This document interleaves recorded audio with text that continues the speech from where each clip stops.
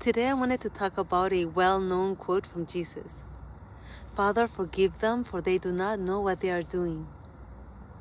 And I wanted to talk about this quote because it gives us an opportunity to discuss not only Jesus' full embodiment of perfect love as pure consciousness, but also as an opportunity to illustrate the depth of Christ's recognition of himself within all, not as the temporal body, but as the eternal I am.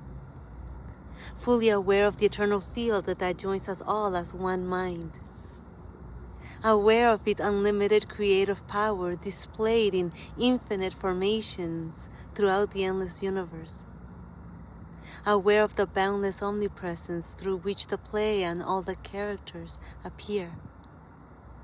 The only mind that is ever present, and therefore present within all characters. Appearing as all characters, and therefore appearing as the characters that were attacking Jesus as well. Characters that were possessed by what appears to be their own individual minds, by what appears to be their own private thoughts of hate, vengeance, and death.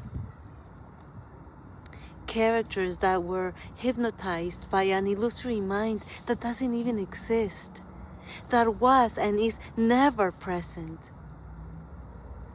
But because of the power of the mind that is omnipresent, his attackers were unknowingly planting seeds in the creative field of consciousness, and therefore starting the inevitable process of manifesting and experiencing more of what they were thinking and doing in some form or another.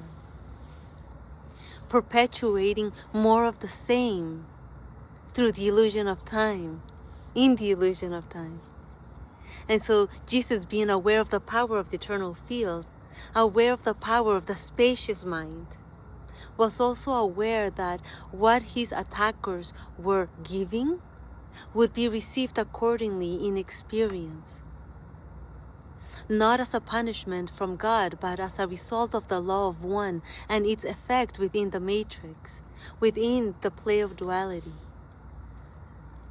Thus the quote, Father, forgive them, for they do not know what they are doing.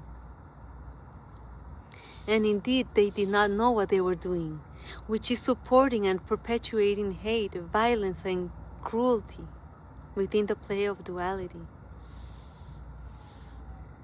And so Jesus not only forgave his brothers, but also had compassion, because he was aware of the power of the creative field that these characters were planting their seeds in, inevitably destined to bloom, said to receive in time and reap what was sought.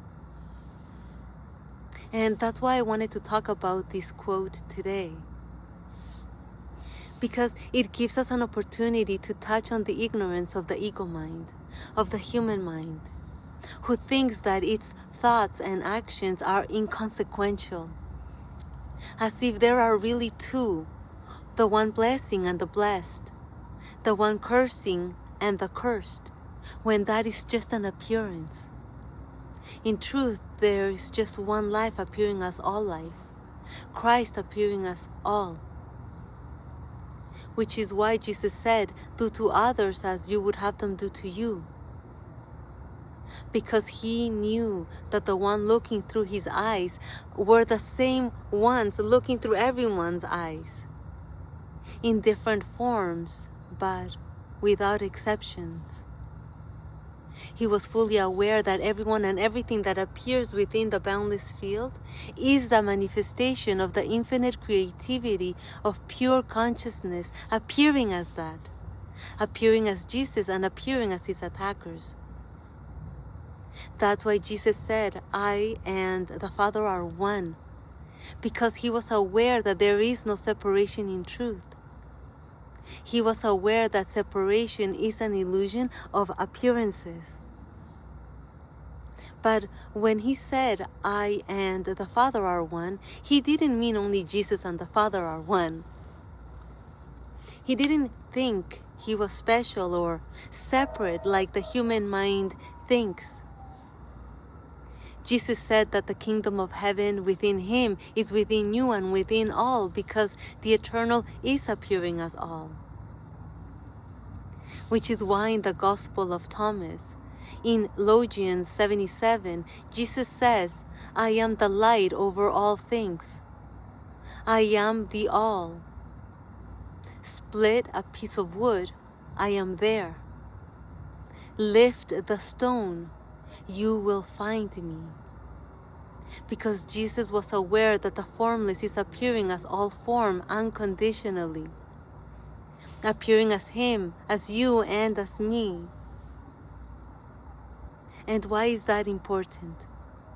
Because it means that we have been unconsciously planting seeds in the field of consciousness all along and harvesting their fruits.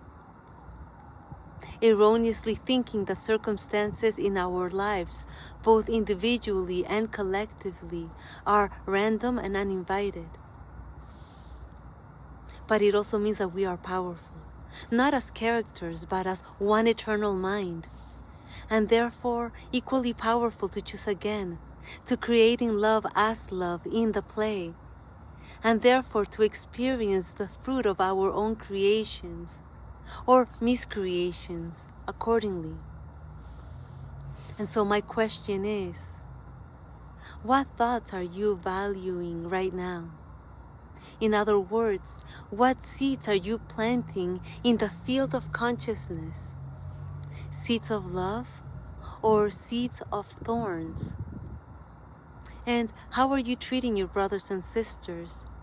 As separate from yourself or as one love?